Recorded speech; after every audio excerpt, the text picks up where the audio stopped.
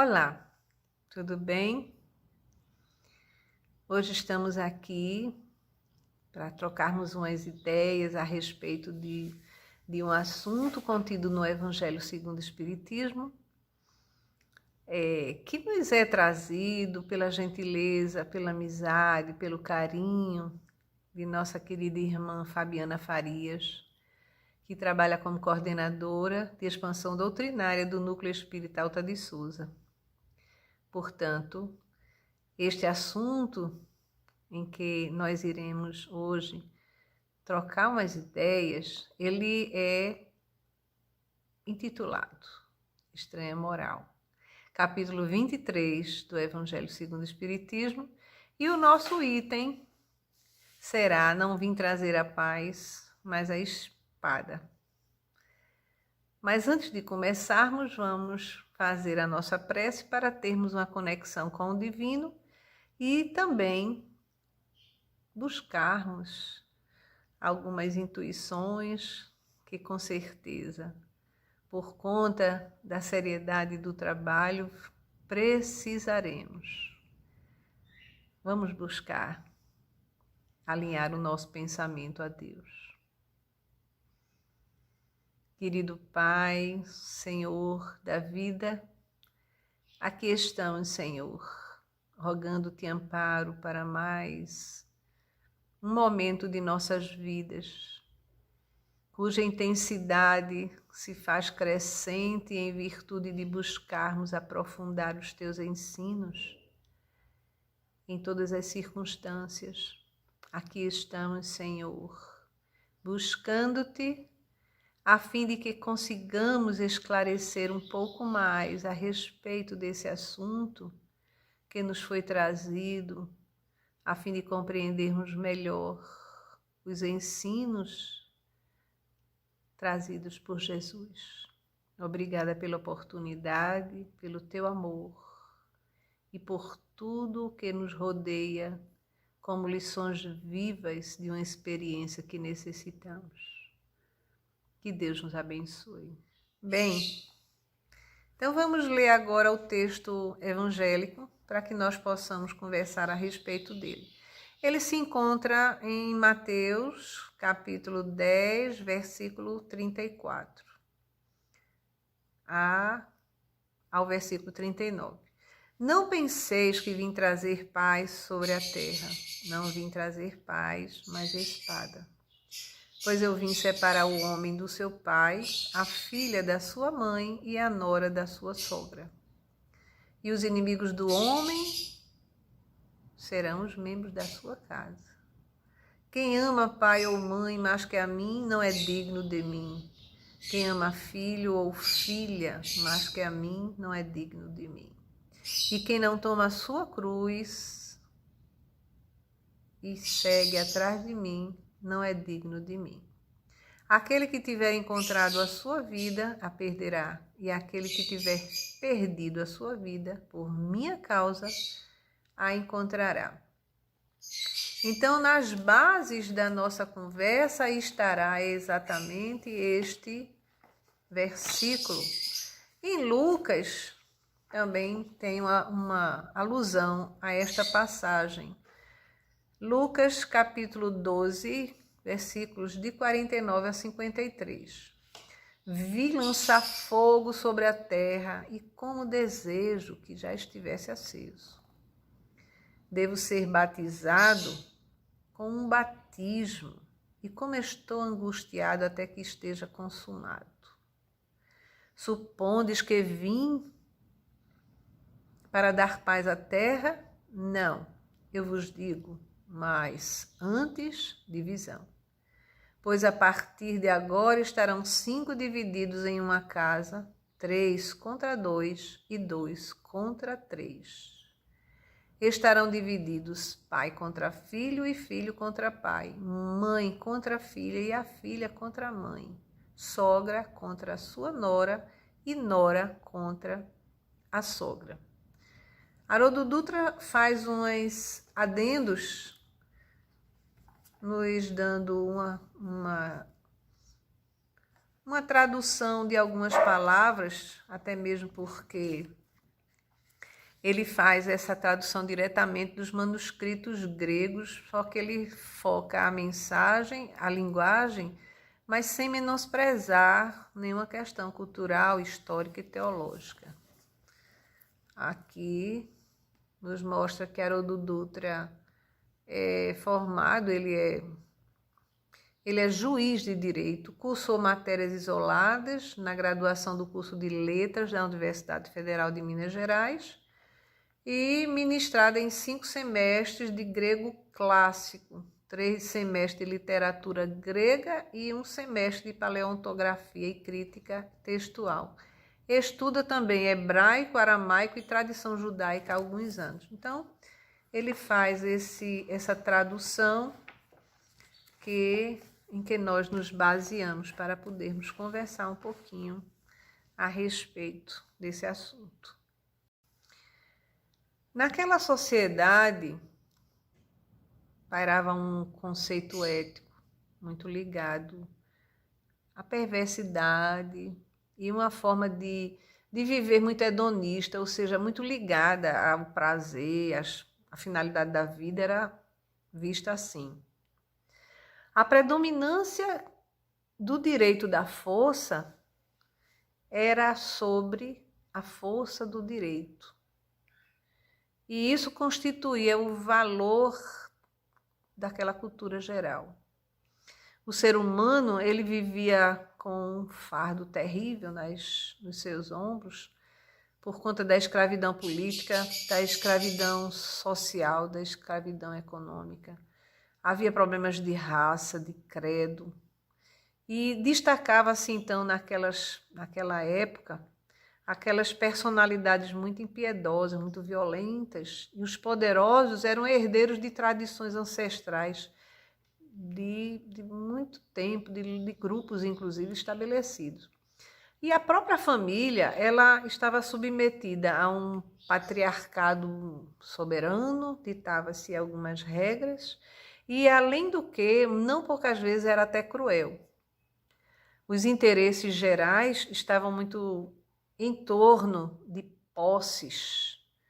Então, aqueles que os que tinham essas posses, dentro desse mecanismo ególatra, egoístico, eles preservavam muitas paixões, e essas paixões muito sérias, né? Prejudicava a muitas pessoas. Então, o povo em si estava acostumado a essas injunções muito severas. E os indivíduos, então, eram conduzidos conforme esses estabelecimentos. Não tinham nem coragem para modificar nada. Então, nem algum ideal forte que pudesse romper essas amarras dessa dominação, tanto externa quanto as próprias torpezas morais internas das quais eles se entregavam.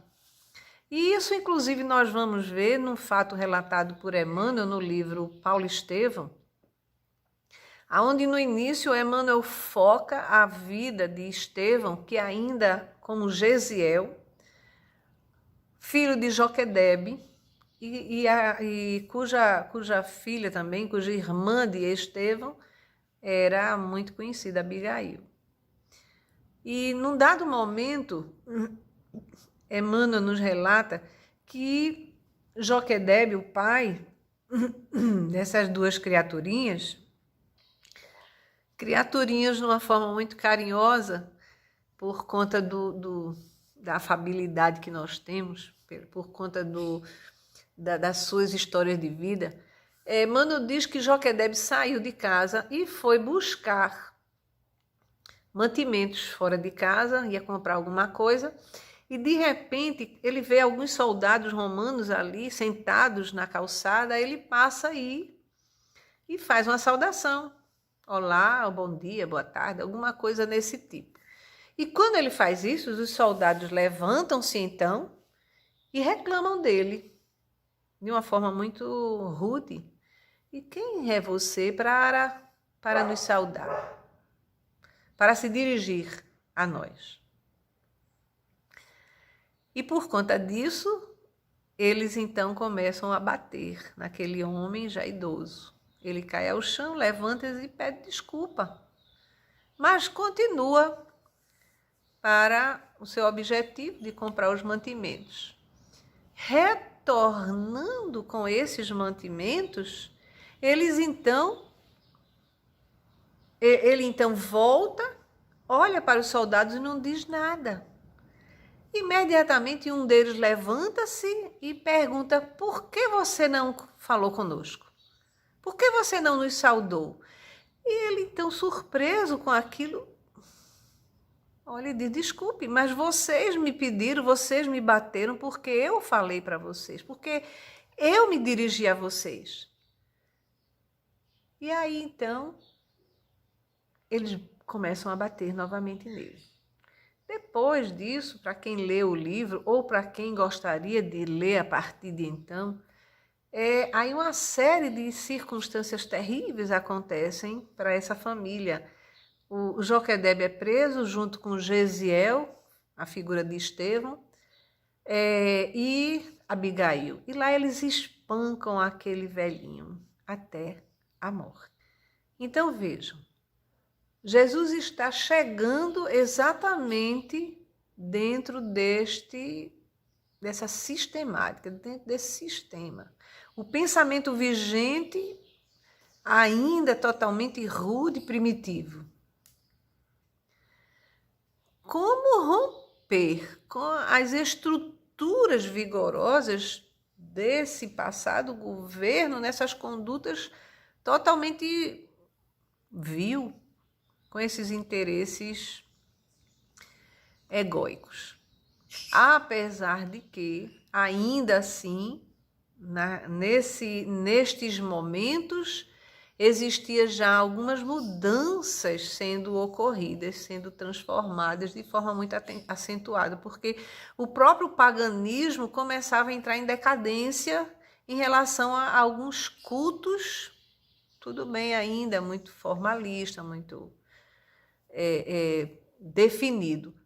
Porém, também os holocaustos humanos, aqueles que levavam homens e mulheres a serem sacrificados para fazer oferendas, né, ao Todo-Poderoso, eles já haviam cedido lugar ao sacrifício de animais lá em Israel. Então, havia já alguma transformação ocorrendo dentro dessa sistemática. Aí nós vamos ver o quê? O Cristo chegando, pregando e vivendo alguns códigos éticos totalmente diferentes. Então, essa forma, este recado divino para nós já vinha apresentando uma nova estranha moral que ia romper exatamente com aquilo que já era aceito. Apontando facetas superiores que já se encontravam realmente em estágios mais elevados do que aqueles de então. Então, para que isso chegasse e fosse alcançado aos homens de então, era necessário que os que o seguissem deveriam romper algumas barreiras, e isso realmente exigiria alguns sacrifícios. É uma grande revolução espiritual, como a Terra jamais experimentou de forma semelhante. Era uma diretriz que o Cristo jamais deixaria e nunca deixaria também de proclamar como um motivo primordial da sua estada entre os homens. Porque Jesus não era um mito, é um ser real, é desafiador. Inclusive, ele próprio mostrava que havia muitas condições adversas, mas mesmo assim, em todas essas situações, ele se entregava sem afastar-se das suas metas estabelecidas. Então, esse comportamento exigiria uma decisão imbatível, uma coragem superior, porém também, além do vigor, uma brandura incomum, a fim de que não fossem utilizados os mesmos instrumentos que pertenciam aos seus opositores. Em momento algum, ele temeu aqueles acontecimentos graves. E todos os enfrentamentos apaixonados, traiçoeiros, mantendo-se muito sereno, muito seguro também dos resultados que ele esperava. Então, no Cristo nunca faltou nenhuma energia, nenhum valor moral para enfrentar esses desafios que estavam surgindo, objetivando até por obstáculos a marcha da sua revolução espiritual. E olhe que grandes multidões caminhavam com o Cristo. Mas o que nós sabemos, até Emmanuel dá um toque a respeito disso, que as multidões normalmente, elas não são necessariamente conscientes. Às vezes até se destacam por conta de um modismo, um convencionalismo, um condicionamento, e todos seguem atrás daquela nova ideia, porém sem ter um pouco de consciência com referência àquilo que elas estão buscando. E aí nós vamos pegar o que Kardec pensa. E Kardec coloca no Evangelho segundo o Espiritismo que toda ideia nova encontra oposição e nenhuma há que se implante sem lutas. O que significa esta visão que Kardec nos traz? Porque ele nos elucida que, nesses casos, existe uma resistência muito grande para que essa ideia nova se estabeleça. E essa resistência ela vai ser sempre proporcional à importância dos resultados que são previstos. Porque quanto maior ela é, mais numerosos são os que vão se opor, porque tem muitos interesses a serem feridos.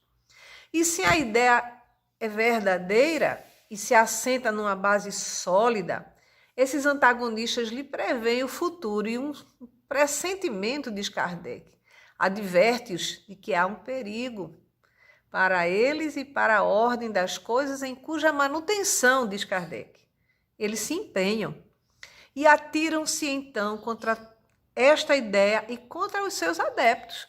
Óbvio, é bem óbvio isso. Então, à medida da importância dos resultados da ideia nova, Kardec diz, se encontra exatamente na emoção que o seu aparecimento causa. A importância dos resultados da ideia nova se mostra na violência da oposição, assim como no grau e na persistência da raiva, do ódio, da ira dos seus adversários. Esses são os sintomas muito bem conhecidos, por sinal.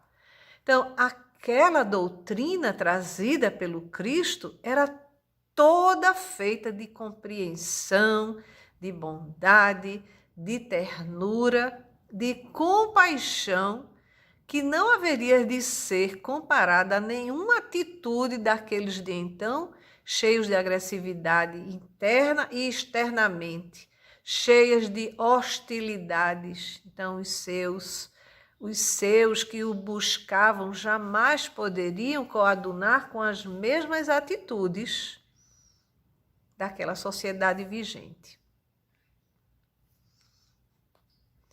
Então, a grande pergunta: como romper com essas estruturas vigorosas, dessas condutas cheias de egoísmo, com o governo daquela sociedade que tinham esses interesses tão subreptícios? Como romper com isso? Quais seriam as exigências? Quais os obstáculos que iriam ser vencidos? Quais? Então, necessariamente e naturalmente, temos isso na história, inclusive isso nos dá respaldo para os dias de vivência interna com referência aos postulados do Cristo, com referência à sua mensagem. Então, naturalmente era definido e era necessário mudar as condutas. A mudança de conduta seria exatamente uma das formas de quebrar aquele sistema. Quebrar no sentido de substituir, de modificar. Era necessário romper com a acomodação e assim, por conta desta mudança, haveria-se de se tornar vítimas do ódio, da espada daquele povo. Emmanuel, no capítulo 58 do livro Fonte Viva, intitulado Discípulos, ele nos diz que os cristãos, os círculos cristãos que estavam cheios de estudantes, mas que queriam se classificar como discípulos de Jesus, com muito entusiasmo verbal, eles achavam que a ligação legítima com o mestre estivesse apenas circunscrita a problemas de palavras. E aí, Emmanuel nos diz também, no outro parágrafo, que a vida de cada criatura é consciente, é um conjunto de deveres para consigo mesmo, para com a família de corações que se agrupam em torno dos seus sentimentos e também para com a humanidade inteira. Então, nós vemos aí que são 3 condições. E essas condições nós precisamos levar em conta que são primordiais na nossa vida. E não é fácil desempenhar essas obrigações no nosso dia a dia. Não é fácil. É fácil fazer, mas como nós fazemos? Alinhadas à proposta do Evangelho, alinhada na proposta profunda de modificação interior. Como lidar com esses desafios constantes? E uma das características, ou um dos primeiros passos que se requer para isso, é exatamente eliminar algumas arestas do nosso comportamento.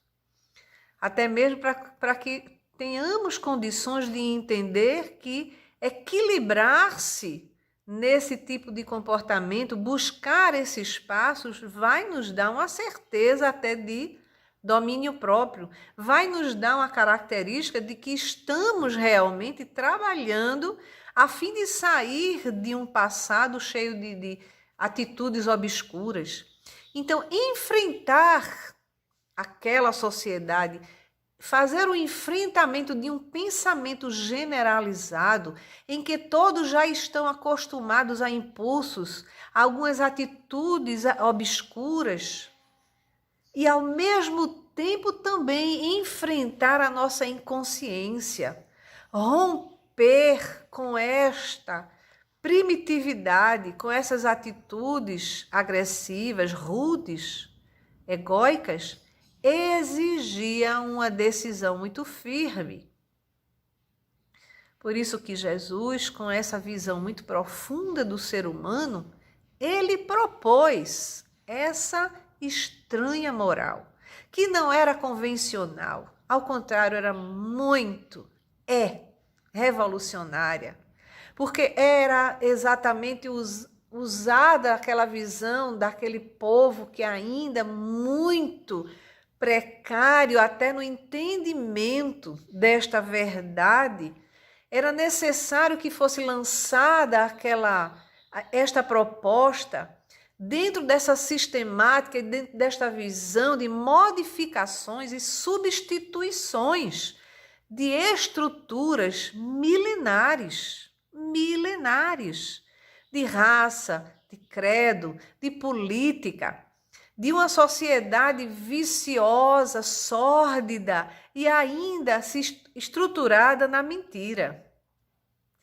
Então, nessa fala de Jesus, não vim trazer a paz, mas a espada, a divisão, essa era a espada da decisão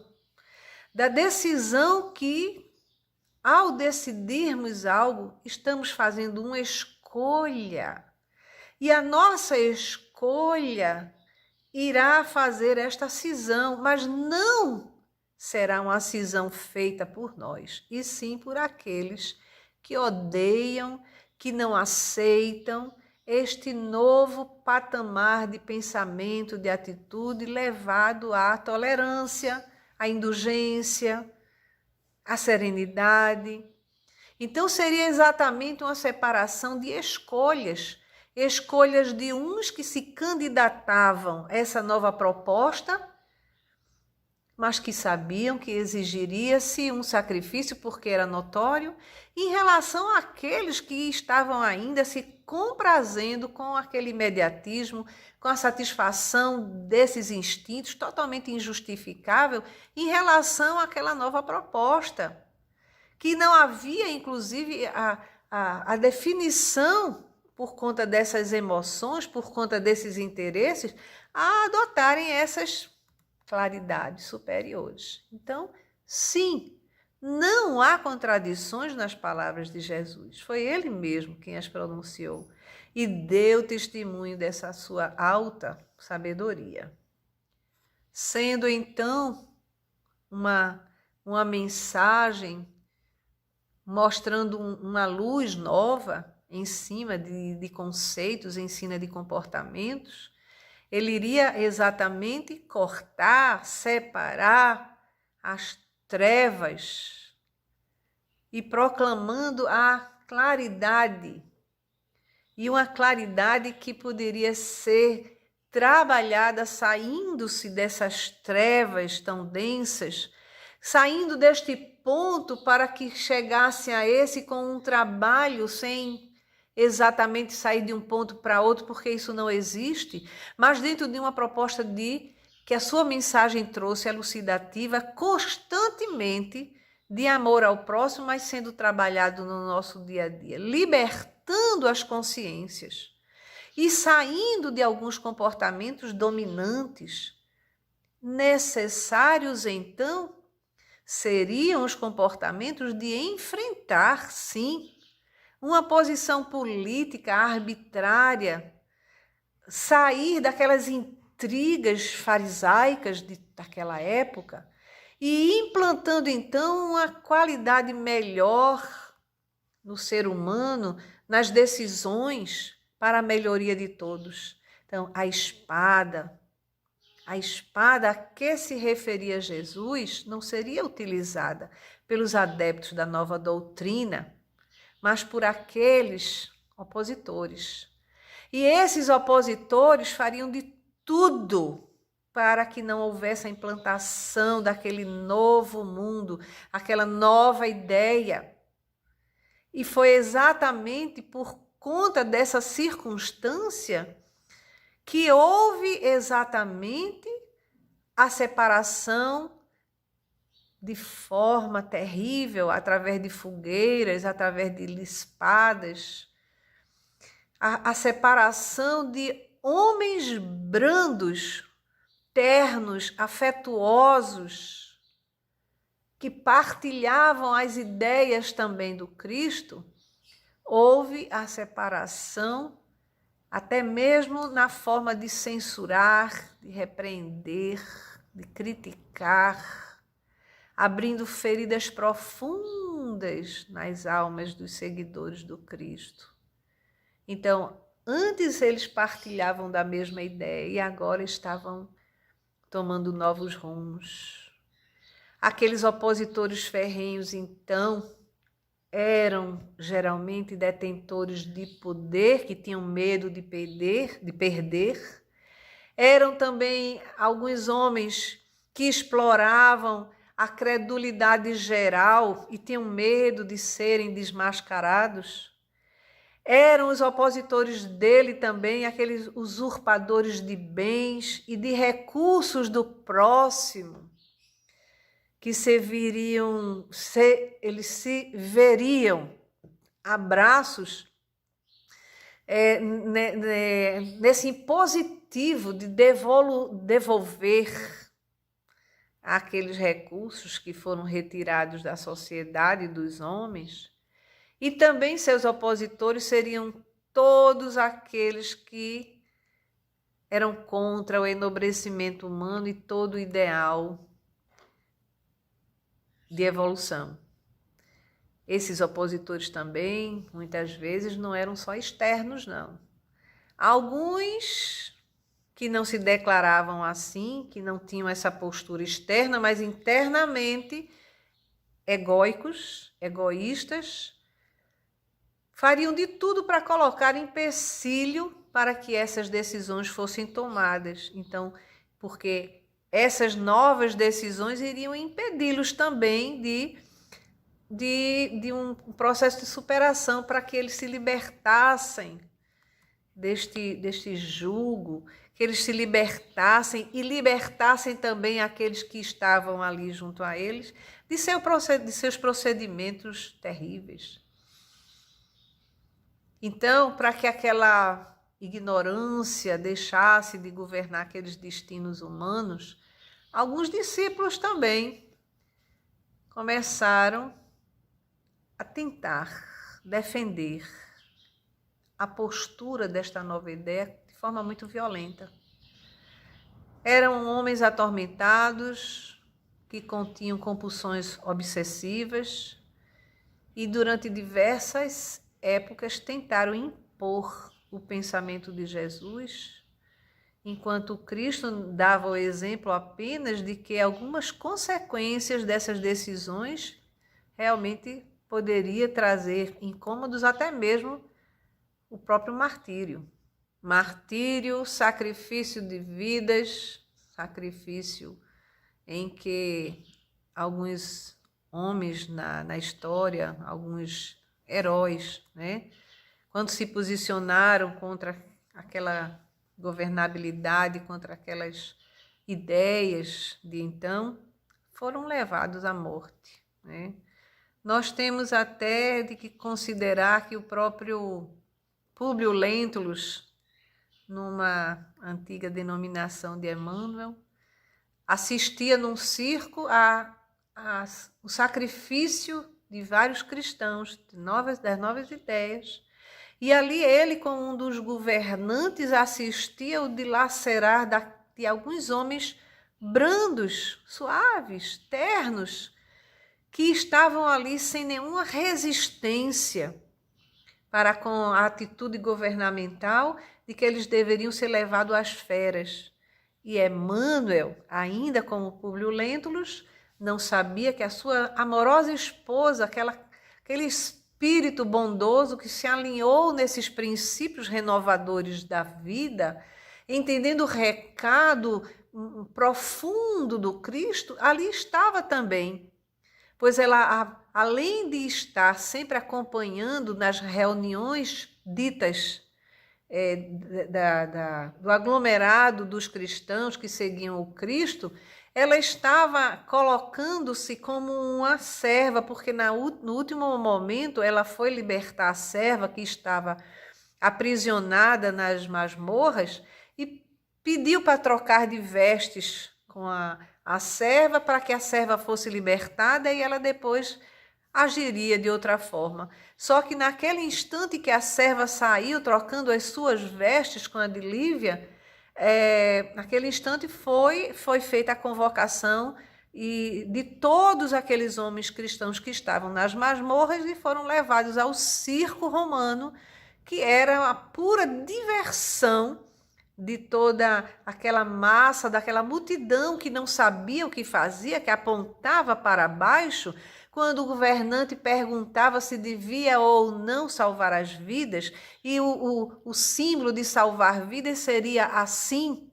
enquanto o símbolo de continuar, de matar, de sacrificar, seria exatamente para baixo com o dedo polegar. Muitos homens aceitaram este sacrifício, espíritos que estão nos dando até hoje condições, inclusive, de perceber que valeu a pena, porque quem fez o ato não foram eles. De consciência lúcida, com referência a entender que esses caminhos seriam inevitáveis numa turba enlouquecida. A própria Joana de Cusa, que também era esposa de um dos intendentes de Antipas, ela sofreu nesta característica de seguidor do Cristo. Joana de Cusa foi levada ao sacrifício da fogueira porque eles induziram, desejavam que estes novos homens para este novo mundo pudessem, no temor da tortura, no temor da morte, eles mudassem de opinião, mas não conseguiram. E Joana de Cusa, então, já sem o seu esposo, já viúva, ela então resolutamente decide pelo Cristo, pelas novas ideias e pela nova postura, sendo sacrificada numa fogueira, junto com o seu filho. Joana de Cusa, que hoje nós conhecemos como o nome de Joana de Ângeles. Acrescentando também aqui a paisagem belíssima da vida de Rufus. Rufus foi um escravo. E como escravo, ele optou por seguir o Nazareno e todo esse convite de amor. E Rufus trabalhava numa fazenda junto com vários outros escravos, e o senhor da fazenda, o condutor, soube que ele era adepto do cristianismo. Foi levado ao poste para ser martirizado, a fim de que pudesse mudar a sua opinião e ser o exemplo daquela comunidade. E depois de várias chicotadas, foi perguntado a ele diversas vezes se ele iria mudar de ideia. E ele disse: não, meu senhor, eu tenho muito louvor aos deuses que vocês seguem, mas eu me sinto inclinado a adotar essas ideias em minha vida. Eu decidi, eu gosto do que eu escuto, eu aceito. E por conta disso, eles pegaram então um dia, uma data que seria comemorativa, e naquele instante trariam, naquela data comemorativa, um exemplo de Rufus também, novamente. E disseram, numa festa em que vamos nos reunir com vários fazendeiros, com vários proprietários aqui, vamos reunir todos os proprietários, vamos deixar que os escravos assistam e vamos levar Rufus para ter uma grande lição. E pegaram então Rufus, colocaram-no à frente de sua família, a sua esposa, suas duas filhinhas, e disseram a ele: abjura, muda a tua opinião, porque se tu não retornar à tua ideia anterior e tu continuares com esse Nazareno, nós iremos sacrificar toda a tua família, vamos vendê-los para um negociante estrangeiro e tu serás morto. Ele então, ainda aturdido, olha para aquele senhor pedindo clemência, compaixão, que ele não estava fazendo nada demais, que havia servido durante anos aquele senhor. E o senhor então diz que ele será dilapidado. O vendedor daquela mercadoria, desculpem, o comprador daquela mercadoria, então chegou junto a ele, silenciosamente, e falou-lhe ao seu ouvido: descansa, Rufus, não te incomodes, eu também sou cristão. Eu vou dar uma condução de vida para eles, conduzi-los e dar-lhes uma condição de alegria. Fica tranquilo. E Rufus, naquele instante, então foi levado, colocado num cavalo, deram então seguimento à tortura, amarraram-no a um cavalo, numas cordas, onde o cavalo, correndo, faria então todo o despedaçar de seu corpo. por conta apenas de uma aceitação de renovação de ideias. Vejam como é forte a ideia nova, sensata, doce, serena, que nós nos encaminhamos e o quanto é percebido que vai mexer em estruturas de manutenção de crimes, de assassinatos, de crueldades, por conta do egoísmo e da natureza animal de alguns outros irmãos. Rufus que mais tarde viria como Eurípides Barçanufo.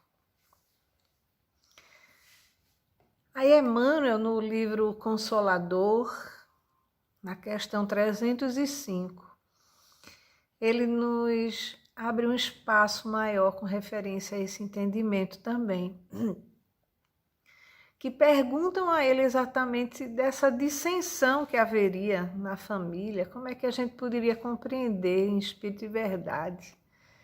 E ele diz que era necessário considerar a feição antiga do hebraico, com a sua maneira vigorosa de expressão.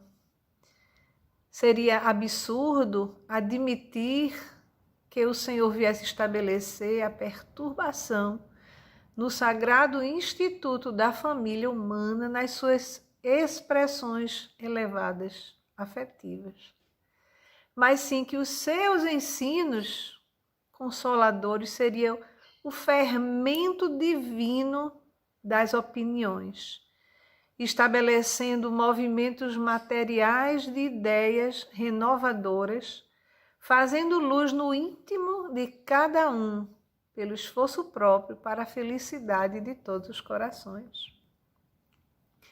Então, a separação entre pais, de filhos, de cônjuges, de irmãos, momentaneamente, porque haveria oposição às decisões e às transformações morais que iriam ser apresentadas. Uns envolvendo-se num trabalho de abnegação em favor do próximo, com o compromisso consciencial de construir um mundo de solidariedade, que exatamente irá surgir de toda a sociedade que estava acostumada até hoje a valorizar mais a moeda do que a própria fraternidade. Então, no lar, iriam ser abaladas todas essas estruturas porque foram construídas em cima do egoísmo, em cima de um orgulho, de tradições, de raça. Quando alguém, então, se propusesse a vencer a própria sombra, é mostrado exatamente que o Cristo veio dar causa a essas lutas no seio das famílias, com novas ideias, com a renovação das ideias, entre exatamente aqueles que desejariam se enveredar por essa nova estrada, por essa nova compreensão. E isso consistiria, como até hoje estamos observando, a substituição da fé cega pela observação da lei de amor, pela prática da caridade, pela fraternidade universal, que são exatamente os alicerces da paz universal. Essa paz que nos impele ao progresso, dando lugar a novas conquistas. Então, a espada que iria favorecer a verdadeira paz. Não a paz que nós nos acostumamos a definir, até mesmo a paz de quem já está falecendo, a paz do cemitério. Usamos muito essas expressões em épocas passadas. A paz do cemitério. Como se todos aqueles que se fossem já estariam usufruindo dessa paz, mesmo sem sem ter uma vida que seja concorde com isso. Porque esse tipo de conceito de paz é um conceito ainda que nós nos posicionamos como sendo uma apatia, uma prostração, uma sonolência, uma indiferença, ou advinda do ócio, do não fazer nada, até mesmo de cansaço. Mas a paz que o Cristo quer nos apresentar é aquela que é conquistada pela espada da autoconsciência, que vai diluir esta sombra, essa obscuridade consciencial da atuação negativa, da postura de não fazer nada com referência até mesmo com os novos princípios que nós estamos abraçando. A proposta do Cristo, ela também deve ser olhada como sendo um encontro de transformação de mim mesma, porque em mim, olhando no outro aspecto, eu sou pai de mim mesmo, eu sou mãe de mim mesmo, que exatamente seriam a grande questão de você se perguntar quais são os impulsos negativos que se encontram em mim. É necessário olhar para esse aspecto no sentido de que eu preciso me reconstruir, me transformar, me reeducar, ou quem sabe até desaprender, para que alguns erros não sejam acolhidos ou aceitos como acertos ou acertados, né? Numa analogia, a gente poderia fazer esta comparação quando nós temos alguns aprendizados na infância e foram necessários reciclar, descartar para olharmos e descobrirmos o mundo que se abre logo depois aos olhos da adolescência. Da mesma forma, espiritualmente, sair de alguns condicionamentos que são impostos numa fase que foi necessária, porém desnecessária em outra etapa. Nessa nova proposta libertadora de minhas sombras, com os novos objetivos, eu precisaria buscar uma compreensão de que algumas coisas não são mais importantes para mim. Seria a busca de novas atitudes que devem se estabelecer com novos comportamentos.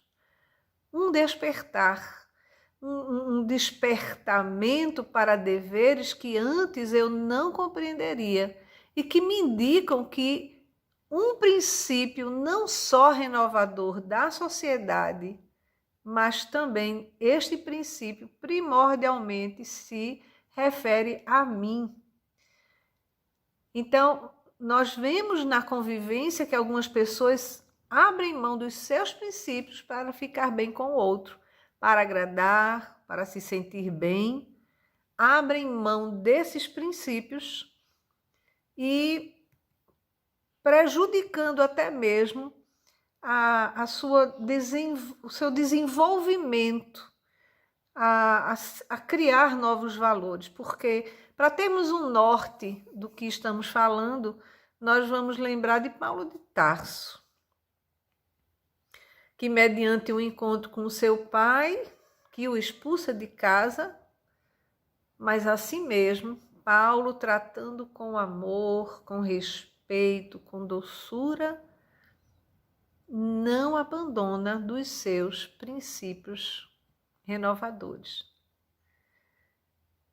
Não desejamos, é claro, com isso, enfocar que a civilização, de uma forma geral, nesse desvario, seria de responsabilidade deste englobamento da tecnologia, não, de forma alguma. Mas há princípios intrínsecos na proposta do Cristo. Porque seria extinguir o egoísmo da face da terra, que é o que faz tanto mal para com um e outro. ao egoísmo que se encontra em nós. Portanto, mesmo diante de decretos, de estatutos primorosos, o homem deve fazer uma correção do seu caráter. E esse discurso de Jesus, que conhece todos os desafios e dificuldades do ser humano, é todo um complexo do processo de introspecção para o encontro com a sua realidade. Uma realidade que transcende, que está além da superfície vivida apenas numa existência corporal. Qual seria, então, a lógica que encontramos para uma perspectiva do amanhã? Com referência a essa lógica, a lógica de entendermos que a responsabilidade do nosso futuro, no nosso retorno aqui, está ligada às nossas atuações do hoje, às nossas opções. É por isso que, quando entendemos esses ensinos que estão baseados na imortalidade da alma, é que vamos entender exatamente por que algumas conquistas no nosso prisma material se tornam secundárias em relação a uma eternidade. Secundárias se observarmos as questões do que necessitamos. E é evidente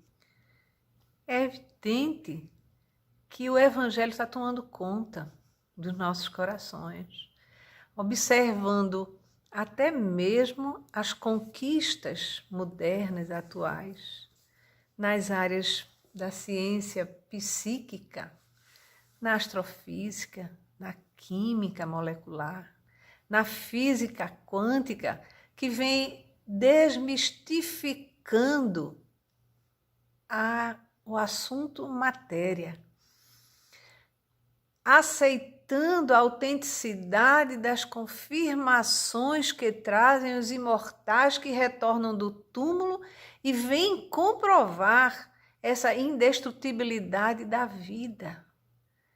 Então, esse evangelho está ressurgindo com forças e muitas consequências no comportamento humano, que é sempre o responsável pela felicidade ou a desdita de cada um, abrindo espaços luminosos para a aquisição de paz, de felicidade. E é isso que todos nós queremos. Importa nos impormos essa escolha e trabalharmos constantemente a falsa necessidade de projeção do ego, a falsa necessidade de controles com referência à vida alheia, dando realmente uma projeção de ideias que o Cristo nos trouxe e que ultimamente tem ressurgido este fortalecimento diante das mensagens que foram deixadas por esses imortais, não governando as nossas vidas, mas nos dirigindo a um acompanhamento desse crescimento espiritual, que significa maturidade moral.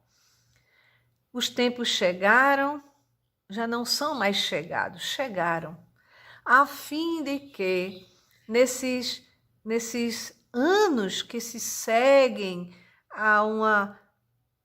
ao projeto do Cristo, da separação do joio e do trigo, aos recursos que ele nos deixou já para podermos trabalhar enquanto há tempo dessas decisões essas que precisamos firmar, porque o seu convite de carregar a nossa cruz é exatamente aquela de não se submeter a nenhuma imposição mesquinha de quem quer que seja, tornando-nos livres para desejar, aspirar, conseguir, trabalhar, alcançar as metas de autoiluminação, tendo como modelo Jesus. Então, queridos irmãos e irmãs, com esta nossa breve conversa, que nos alinhemos às hostes superiores, que nos convidam agora, nesses momentos de transição, a olharmos o Cristo não como aquele que vai nos colocar nos braços e nos fazer feliz, mas a enxergá-lo como um condutor que nos convida para, ao seu lado, somarmos o nosso pensamento com esses objetivos, estejamos em quaisquer religiões, estejamos alinhados ou não, conscientemente enxergando a imortalidade como uma posição verdadeira. Mas o que importa é que nesses momentos de decisões, da espada que fere, da espada que deseja separar, da espada que se desespera, estejamos nós sempre recebendo e também buscando absorver nas nossas atitudes o comportamento que é necessário para que o nosso futuro, para que o hoje, o amanhã ou o futuro que advirá dentro do projeto evolutivo que Deus nos impõe pelo seu amor, se estabeleça com muito equilíbrio, com muita certeza, para usufruirmos da alegria de viver realmente bem conscientes com o dever que nos cabe. Aqui finalizamos e vamos buscar então nosso Pai através de uma prece para encerrarmos o nosso pequenino trabalho de hoje.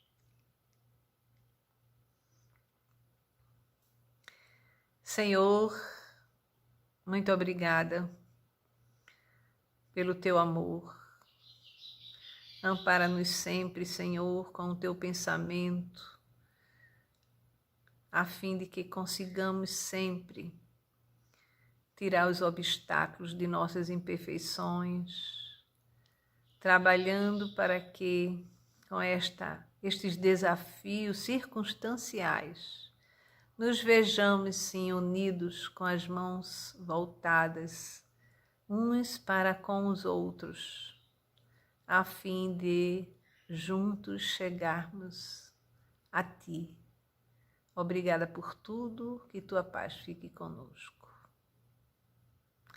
Um beijo no coração de todos. Muita paz.